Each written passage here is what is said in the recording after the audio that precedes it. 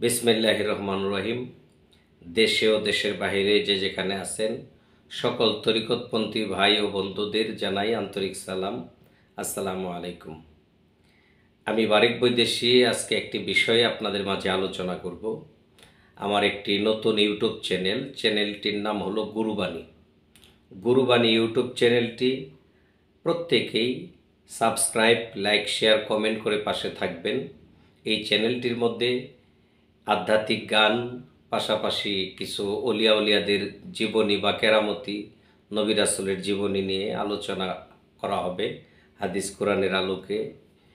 অবশ্যই চ্যানেলটি সাবস্ক্রাইব করে রাখবেন। আজকে যে বিষয়টি নিয়ে আলোচনা করব, আমার রাসূল পাক সাল্লাল্লাহু আলাইহি সাল্লাম উনি কত বড় মাপের জ্ঞানী ছিল, উনি জ্ঞানের সাগর ছিল, এটাই সত্য। মানে কি ধরনের জ্ঞানী ছিল একটু তুলে ধরবো আপনাদের মাঝে। আমার রাসূল পাক সাল্লাল্লাহু আলাইহি সাল্লাম একদিন বসে আছে, ওনার 4 জন স্ত্রী একসাথে আমার রাসূল পাকের সম্মুখে গিয়ে বলতেছে, ইয়া রাসূলুল্লাহ, আমরা 4 জন আপনার কাছে আসছি একটি প্রশ্নের জবাবের জন্য।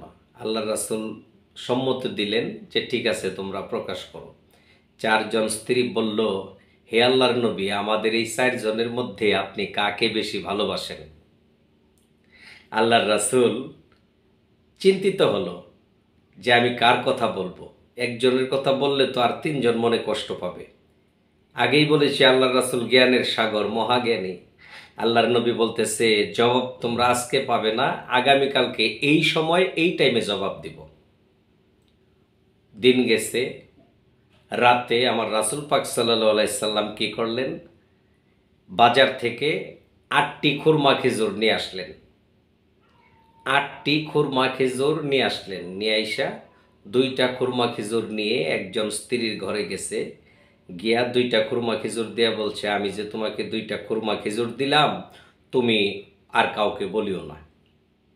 এরপরে আরেকজন স্ত্রীর ঘরে গেছে, গিয়া তারেও 2টা খুরমা খেজুর দিছে, দিয়া বলছে, তোমাকে যে 2টা খুরমা খেজুর দিলাম আর কাউকে বলিও না।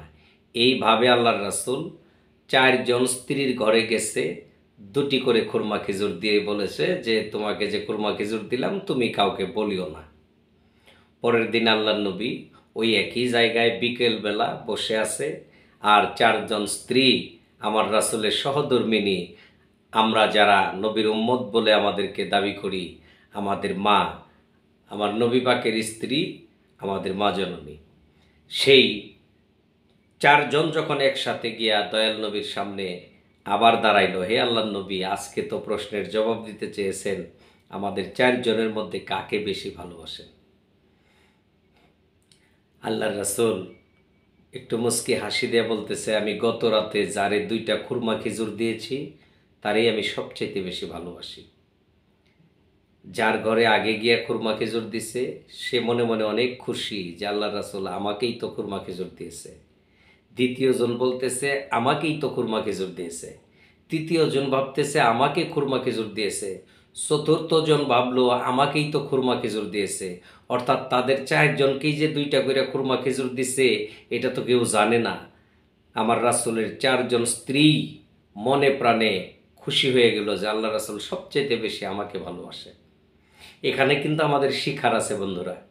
আল্লাহর রাসূল কি পরিমাণে জ্ঞানী হইলে এরকম একটা কৌশল অবলম্বন করতে পারে যে 4 জন স্ত্রীর মনেই সে আনন্দ দিল, 4 জন স্ত্রীর মনই সে রক্ষা করলো, কারো মনে কষ্ট দিল না, আবার এখানে কোনো মিথ্যার আশ্রয়ও নিল না।